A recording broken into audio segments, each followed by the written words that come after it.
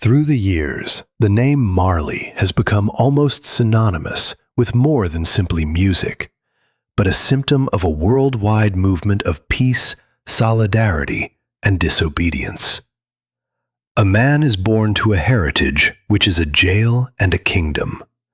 You could claim they got both of them. He has spent his life attempting to cope with this conflict, and in the process, he has created a phenomenally successful profession for himself. He has done it in the shadow of a father who is almost legendary. Damian Marley has been away from his family his whole childhood. This is because he is the youngest son of the famous Bob Marley, aka Bob Marley. He has been able to carve his own niche via his music, through the peculiar combination of reggae, dancehall, and hip-hop music that he has established, and through his music, he has garnered Grammys and plaudits from a wide array of countries across the globe. But recently, the carefully constructed ideal of family togetherness has been challenged by recurrent charges of deep-seated disintegration. That has put families in a tough spot. Unfortunately, it has endangered the image. This has created a risk to the health and safety of the family. There has been talk of a behind-the-scenes conflict, and the weight of these stories has only grown. The family's cinematic tribute to the dad for the first time sparked the assumption that Damian's seeming quiet and absence have fed. The absence and quiet of Damian have helped the claims. Damian's absence and quiet have been a big contributor to this circumstance. Curiosity was running rampant, and the family felt they needed to get ahead of the tale that was spinning out of their hands. The scenario also required the family to confront the story. It is not a simple story of a conflict between two renowned people, but a complex tale of identity, allegiance, and the immense burden of sustaining a reputation shared in common by peoples everywhere. This is not an easy tale. His father was a larger-than-life guy who'd already built a world by the time he was born. Damian Robert Nesta Marley, often known by his pseudonym Junior Gong, was born into a cosmos previously built by his father. This cosmos is the way it is today because his father was here. At the age of 2, Bob Marley was diagnosed with the ailment that would finally kill him. He was left with a legacy he would come to know through music and stories when he was older, not his own memory. This was the inheritance he was to have. He was born in the year 1978. It was the year of his birth. His youth was a unique study in contrasts, where he was exposed to his dualism upbringing, which would form a vital part of his personality and creative activity later on. It would become, in turn, a significant aspect of his personality, his creativity. This ambivalence will eventually serve a major role, not just in his personality, but also in his art. He didn't grow up in the destitute parts of Trenchtown his father sang about, but in the posh enclave of Stony Hill in Kingston. His father had sang about these areas. He would have been better educated in the ideal surroundings for his development. His future mother, jazz singer and model Cindy Breakspear, was crowned Miss World in 1976. But she was going to be his mother. She was carrying her first child. She was also a woman who represented a different side of Jamaican society than the average person would. She was a Jamaican in a specific way to herself, and her life was a long way from the Rastafarian asceticism his father fought for. The classic hymn, "Is This Love?" was based on her relationship with Bob Marley. Her circumstances were very different, but this was in spite of. The song was written by Bob Marley. Marley's dad was a Rastafari. He was at the celebration. After his real father died, Damian was raised by his mother and his stepfather, Tom Tavares Finson, a leading politician and criminal lawyer. Damian's mother was in this family too. During these years, he was brought up in the home of his mother and stepfather. This is the house Damian grew up in. Among the many amazing achievements that took place in this environment, the appearance of Damian was especially astonishing. He adds that he was the only person in the family with a brown complexion, and that he lived with his white Jamaican stepfather and younger siblings, and that it was a daily reminder that he was of a different race. He said he was the only one in the family, aside from himself, that had a brown skin. He has also claimed that he alone was responsible for the proper running of the house, and the ideological split was far more obvious than it had been before. This was a vast improvement on the condition of affairs. Marcus Garvey was a revolutionary Rasta. He preached the collapse of the very systems, the Babylon, that a man like his stepfather was a part of. His father was a firm believer in black independence through the teachings of Marcus Garvey. His father was a keen enthusiast for the cause of African freedom. His father was a Rasta. He was raised by a Rastafarian father, and that was the faith he practiced. I had to live with diametrically conflicting views, and it was like being forced to live at the intersection of two distinct Jamaicas. The view he received from this incident gave him a unique perspective on the world, and his deep social criticism, which he would later express into his songs, was based on this. Later, he would carry this attitude to his songs. This view constituted the basis of his music, which was to be further developed on this. His family had a tremendous influence on his life, despite his early hopes of a career in design. This is an indisputable fact. Damian finished from high school and decided to pursue a career in music and live the Rastafarian beliefs his father instilled in him. He decided to get into music as well. He took one of the most important decisions of his life, to go for a wealthy career in the music business. He wanted to make his own place within the Marley name, but he chose to shoulder the burden of the Marley name. But he proved to be very tenacious and ended up bearing the strain of the Marley name. Although Damian's older brothers had already brought the Marley brand to a new generation in the 1980s with the Melody Makers, led by Ziggy, Damian's method was significantly different to that of his siblings. This, despite the fact that those older siblings had already passed the Marley name to a new generation. He wasn't happy only to imitate how his father spoke.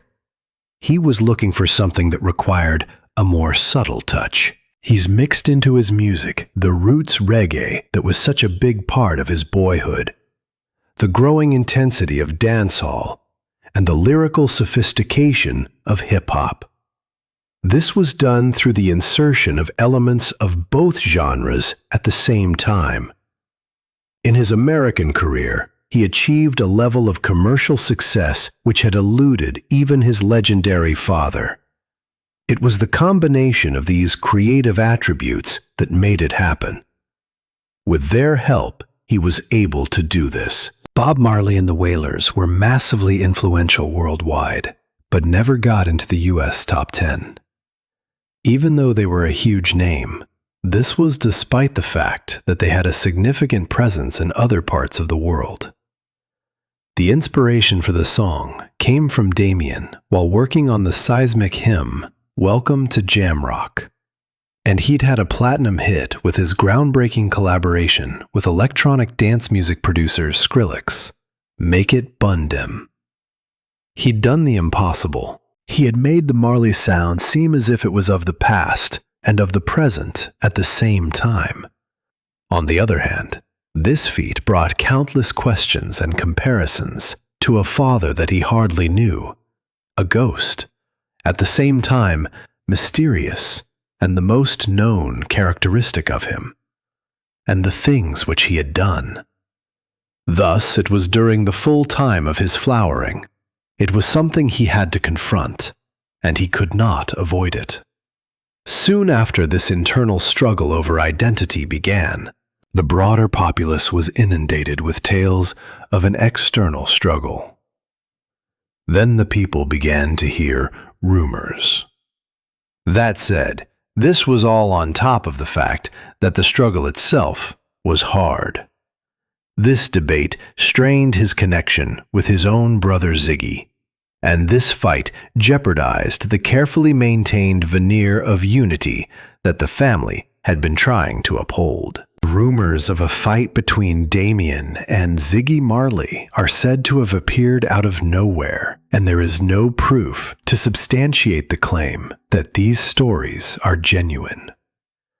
The bulk of their labor was focused on their largest stake in the industry, the long-awaited biography, Bob Marley, One Love.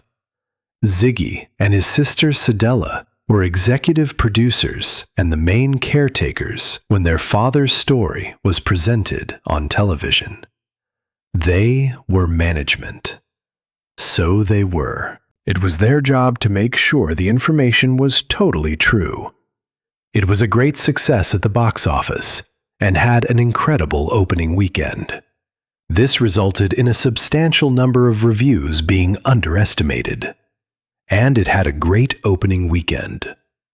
The film was a smash hit when it was released in theaters on Valentine's Day, and quickly became a public favorite.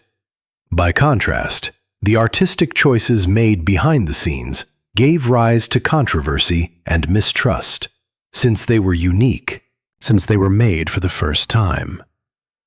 There was some initial pushback to British actor Kingsley Ben-Adir being cast in the lead role, with some saying Bob should have been played by a Jamaican, or even one of the Marley kids. That made me wonder a little about the choice first. In the end, the majority of people praised the option, but it received a significant amount of criticism. To be clear, Cindy Breakspear, Damian's mother and a crucial figure in Bob's later life, did not appear in the last version of the film. This was to give further information. There were a great many persons present at the time viewing the scene who were of the opinion that this absence was very apparent. The activities that Damian himself made or did not make in reaction to the circumstance were a contributing factor which contributed to the deepening of the supposition about the scenario. And that was one of the circumstances that created the presumption. No one believed that he never showed up at any of the movie's big premieres, in Jamaica or any place else in the world. Where the premieres took place did not important in this sense. No difference. His silence on the film was especially deafening, as he never mentioned it on any of his social media profiles. In these age of 24/7 digital involvement, and that was a remarkable absence of very remarkable attention.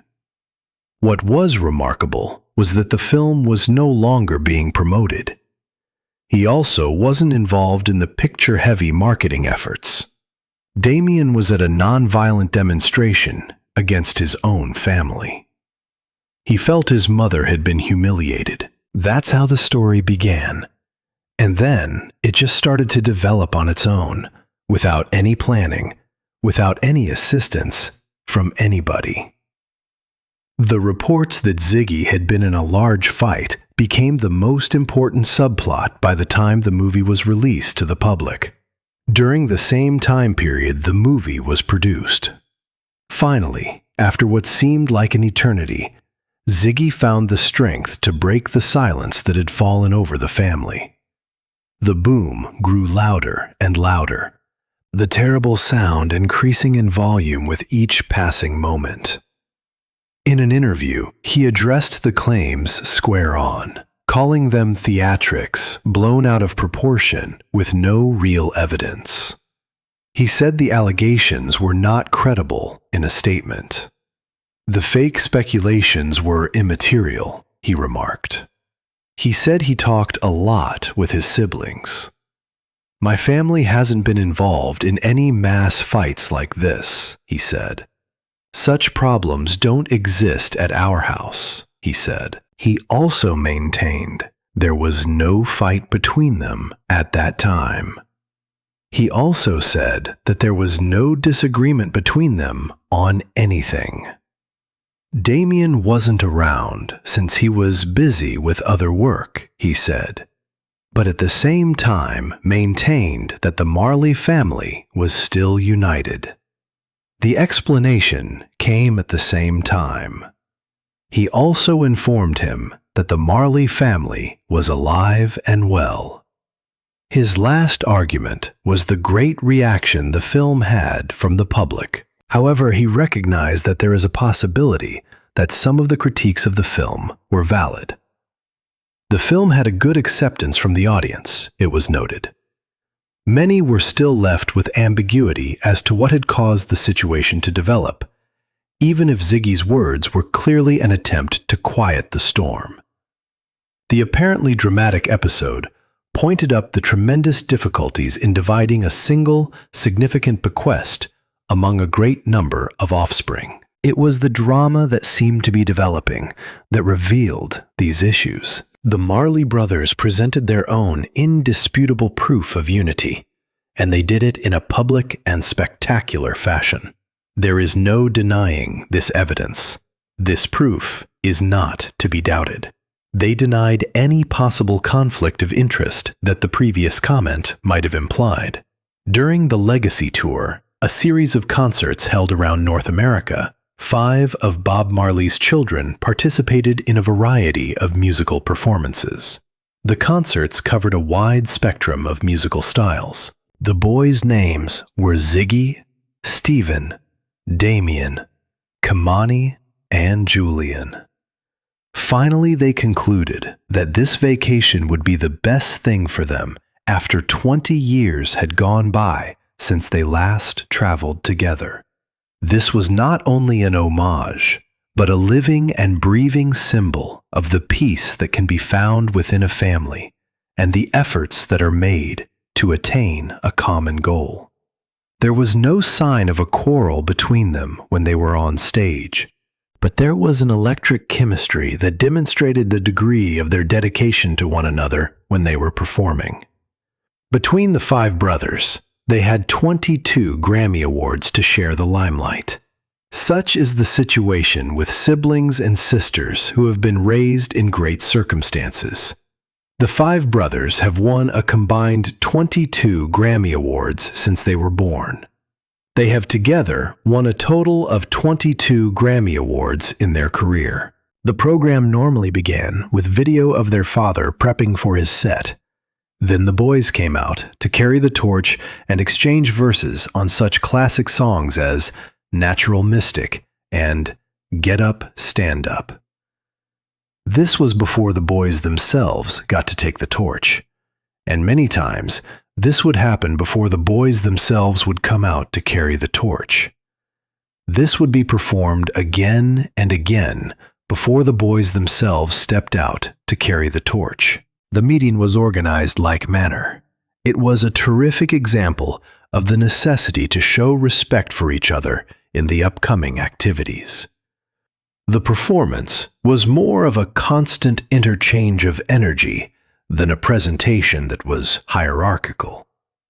Because it wasn't a performance that was hierarchical in character, so the eldest Ziggy might start things off with a soul-drenched coming in from the cold, then back off and let Julian work the crowd with positive vibrations. Then Kimani could take over for Heathen, followed by the heavy-duty delivery of Rebel Music by Stephen.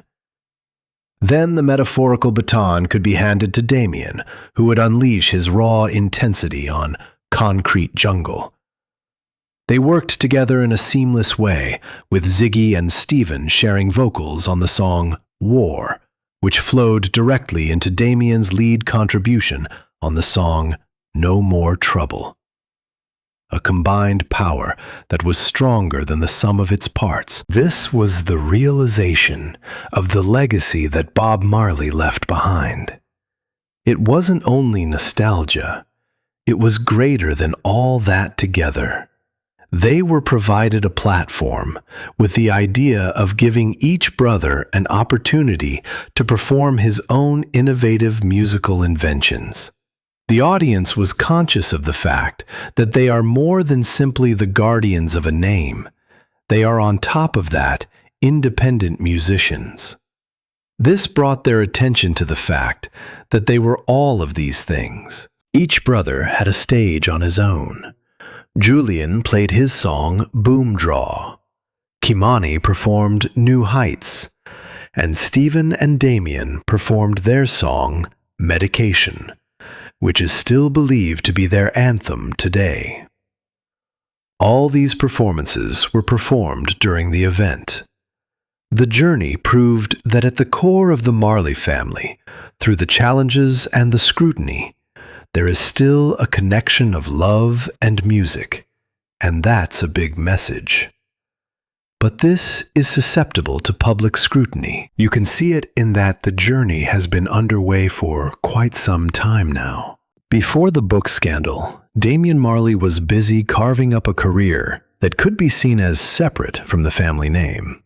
That was true in the years leading up to the scandal. He also formed the Shepherds, a teenage music group responsible for the inception of the Reggae Sunsplash Festival in 1992 at just 13 years old. So in fact, he created the Shepherds. He was already airborne on the enterprise he was about to undertake. Soon after the band's breakup, he started his solo career through his father's record firm, Tough Gong Entertainment. He made his music debut. Then he went off on his own as a solo performer. He carried on with this and began his career as a solo performer. His debut album, Mr. Marley, had a DJ style, with rhythmic, patois-influenced vocal delivery more akin to dancehall than his father's lyrical crooning. His father was more musical. This was something that caught a lot of folks out. This signal made it very clear that he would not be a mere carbon copy of the original. That was a pretty clear message.